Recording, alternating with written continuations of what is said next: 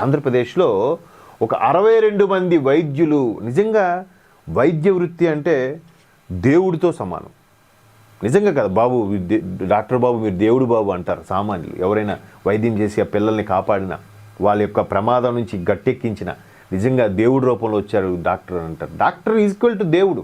అది సినిమాలో ఠాగూర్ సినిమాలో చెప్పినట్టుగా, చిరంజీవి గారు చెప్పినట్టుగా నిజంగానే ఒక ఏ మతం వాడు ఆ దేవుడికే కొలుస్తారు, కానీ అన్ని మతాల వారు కొలిచేది ఒక డాక్టర్నే, డాక్టర్ వృత్తినే. అటువంటి డాక్టర్ వృత్తికి మచ్చ, కలంకం. ఇప్పుడు మొన్న ఏదైతే అల్ఫలా యూనివర్సిటీలో ఉండే మహత్తరమైన డాక్టర్లు, వాళ్ళు అందులో మహిళా డాక్టర్ కూడా ఉందండి. ఏమనాలండి వాళ్ళని, ఏమనాలి? సో దాని మీద కొంతమంది డాక్టర్లు విమర్శ కూడా చేస్తున్నారు. అలాంటి సినిమాలు రావడం మీద మా వృత్తి మీద నమ్మకం పోతుంది, ఇలాంటి సినిమాలు చేయకూడదు, కనీసం ఇది లేదు, సినిమా ఇండస్ట్రీకి, దర్శకులకి మా మీద ఇది లేదు అన్నారు. మరి ఇలాంటి వాటిని అడ్డుకట్టు వేయండి, చెప్పండి. మీ సమాఖ్యలో డాక్టర్ల యొక్క మీటింగ్ పెట్టి ఇలాంటి చేయొద్దయ్యా, మీరు మా పరువు పోతుందయ్యా అని. మీకు ఒక చిన్న ఎగ్జాంపుల్ చెప్తాను.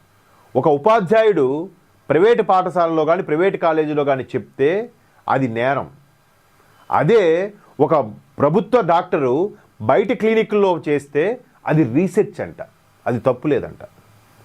మీరు కావాలని చూడండి, ఏ ప్రభుత్వ హాస్పిటల్, ఇక్కడ గాంధీ హాస్పిటల్ కానీ, నిమ్స్ కానీ, వైజాగ్లో కేజీహెచ్ కానీ, లేదా అమరావతిలో మరొక హాస్పిటల్ కానీ, ఇలా ఉన్నప్పుడు దాని చుట్టుపక్కల కొన్ని పదుల సంఖ్యలో, వందల సంఖ్యలో హాస్పిటల్స్ ఉంటాయి. ఇందులో చేసే ప్రొఫెసర్సే అందులో మళ్ళీ క్లినిక్ పెట్టుకుని, ఏంటి అది రీసెర్చ్ అంట. ఇక్కడ ట్రీట్మెంట్ చేయడు, ఎదురుగా పక్క సందులో మన హాస్పిటల్ ఉంది, సాయంత్రం అక్కడికి రండి అంటాడు. నేను కూడా కళ్ళారు చూసినవే ఇవి. దీనికి ఏమంటుందా డాక్టర్ సమాఖ్య? ప్రశ్నించదా? చూసి చూడనట్టు ఊరుకుంటుందా? కొద్దిమంది కాదు, ఎక్కువ మంది అలాగే ఉన్నారు. కొద్దిమంది మాత్రమే పర్ఫెక్ట్గా పనిచేస్తున్నారు. కొద్దిమంది, నాకు తెలిసి అది సింగిల్ డిజిటే ఉంటుంది ఆ పర్సంటేజ్ అవుట్ ఆఫ్ 100లో.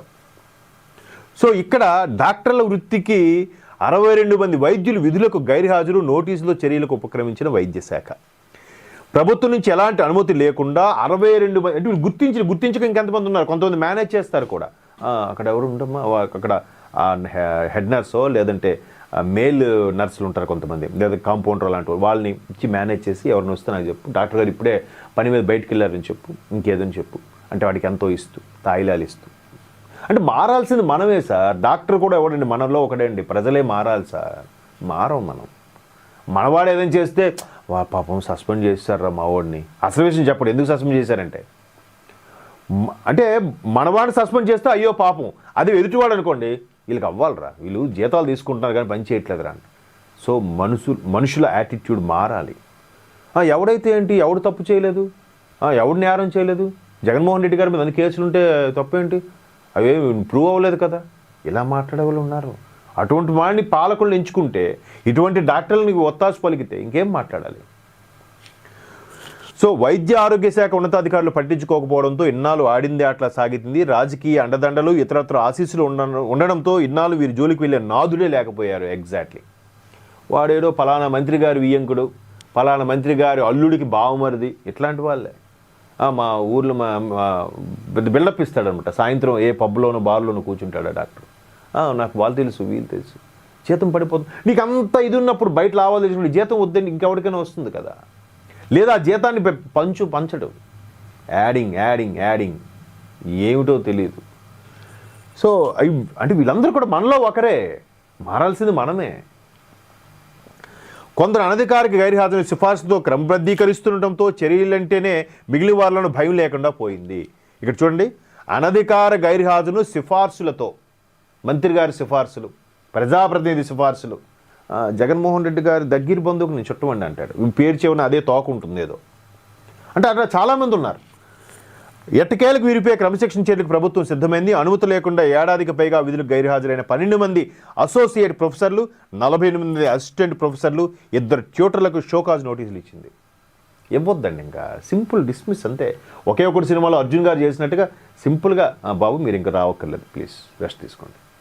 ఇంకా షోకాజ్ నోటీసులు, దాని మీద వివరణ, బాబు తప్పు అయిపోయింది. ఈసారి ఆడు ఏం చేస్తాడో తెలుసా, సస్పెండ్, లంచం తీసుకున్నవాడు కానీ ఇట్లాంటి వెధపనులు చేసేవారు కానీ మరలా సస్పెండ్ అయ్యి మళ్ళీ వచ్చిన తర్వాత ఆడికి దొరికిపోతున్నాను, ఈసారి నీ పని చేయాలంటే ముందు 5,000 తీసుకొని పని చేశాడు, ఈసారి 10,000 అడుగుతాడు.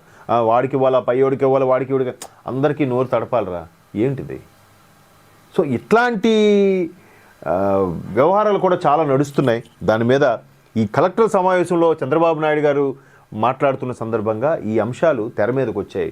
ఒక్కసారిగా విస్తుపోయే అంశాలు మనం ఒక్కొక్కటిగా చూడొచ్చు. ఇకపోతే అన్ని రంగాల్లో కూడా ఏఐని ఇంట్రడ్యూస్ చేయాలని కూడా కోర్టులు కూడా ఆదేశిస్తున్నాయి. పరకామణి వ్యవహారంలో ఏదైతే అవకతవకలు జరిగాయో ఈ పరకామణి వ్యవహారంలో కూడా ఎందుకు మెషినరీని కానీ ఆర్టిఫిషియల్ ఇంటెలిజెన్స్ని ఎందుకు వాడట్లేదు, ఇంకా మీరు పాత పద్ధతిలో లెక్కింపులు ఎందుకని కూడా కోర్టు ప్రభుత్వానికి ఒక సూచనలు చేసింది.